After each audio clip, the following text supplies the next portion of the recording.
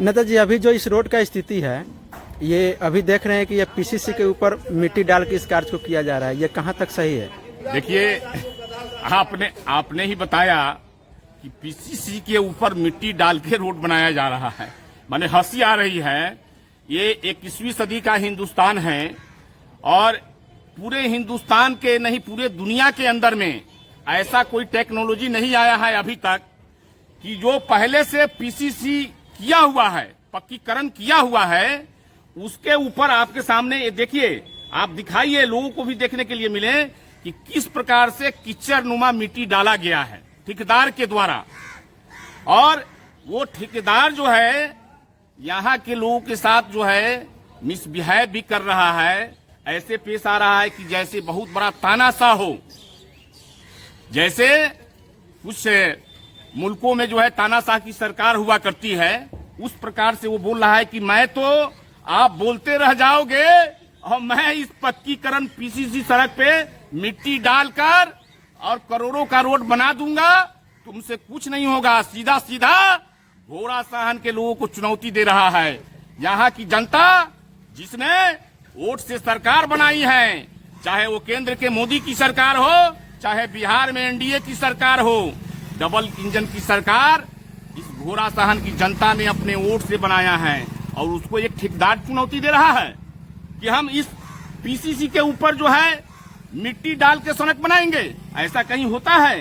कहीं हिंदुस्तान में नहीं हुआ है। आपको बता दें कि जिस प्रकार से यहाँ इस 5 साल के अंदर में, आप लोगों की जानकारी में नहीं है, मीडिया के साथी हैं, जान लीजिए, पिछले 5 वर्षों के अंदर ये तो जनता कह रही है 4 बार, लेकिन मुझे मालूम है इस 5 साल के अंदर 3 बार या तीसरी बार सड़कें बन रही है। ये जांच का विषय है।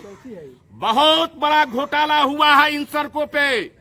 मैं यहाँ स्थानीय जिलाधिकारी और संबंधित पदाधिकारी को कहता हूँ कि इसकी जांच हो, और अगर इसकी जांच होगी तो बहुत बड़े घोटाले जो है उभर कर सामने आएंगे। आखिर क्या कारण है?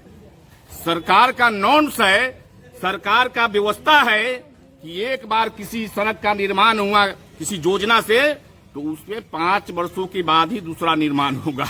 आखिर क्या बात है कि 3 बार 4 बार जनता कर रही है, 4 बार, लेकिन मुझे जैसा पता है कि इस 5 वर्षों के अंदर ये तीसरी बार निर्माण, वो भी निर्माण ऐसा कि रोंगटे खड़े हो जाएंगे। आज रक्षाबंधन का दिन है। मैं सबसे पहले इस देश के माताएं बहनों को, अपने क्षेत्र घोड़ा साहन के मां बहनों को रक्षाबंधन की ढेर सारी शुभकामनाएं देता हूं आपके माध्यम से। और आज इस रक्षाबंधन में देख रहे हैं कि हमारी माँ बहनें जा रही हैं, उनके जाने में कितनी परेशानी हो रही है।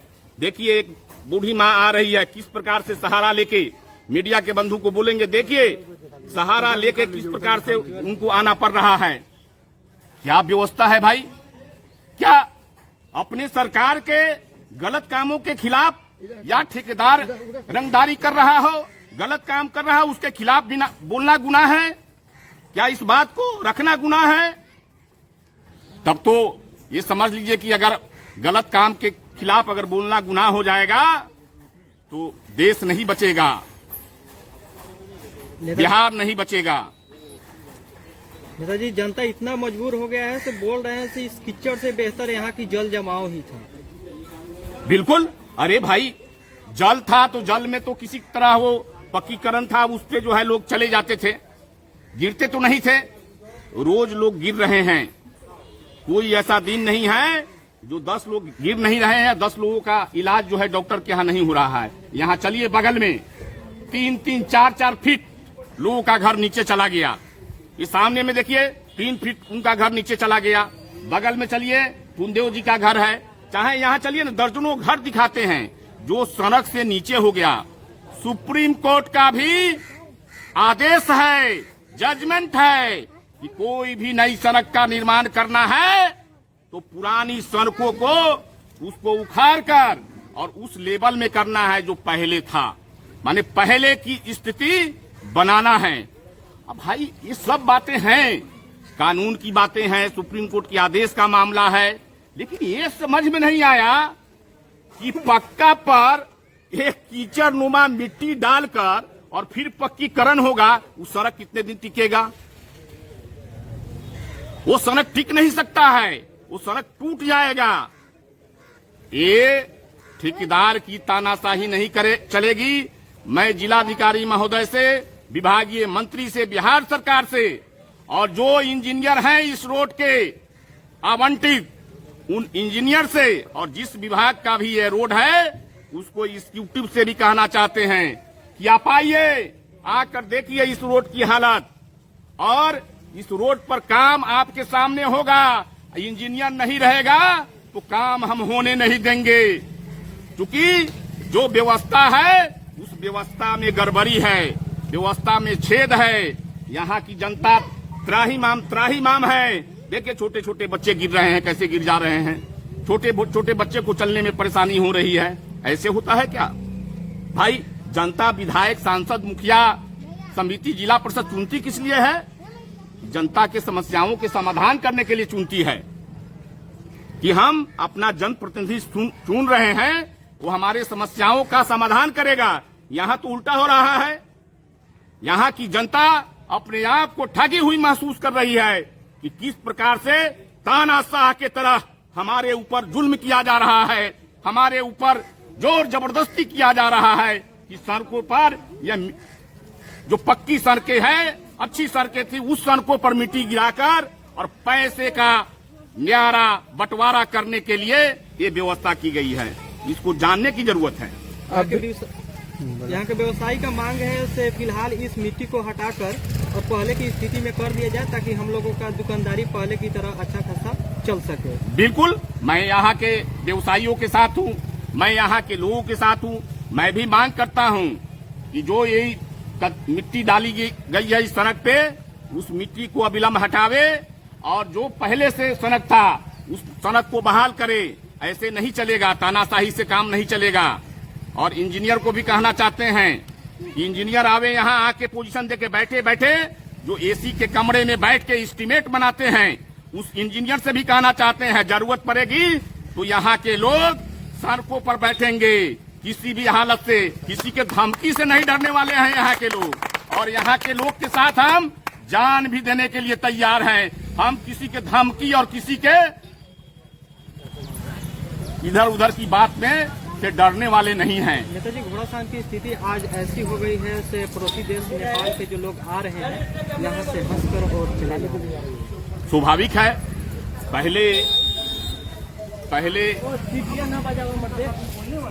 पहले नेपाल की सड़कें बहुत खराब हुआ करती थी और हमारी सड़कें अच्छी हुआ करती थी।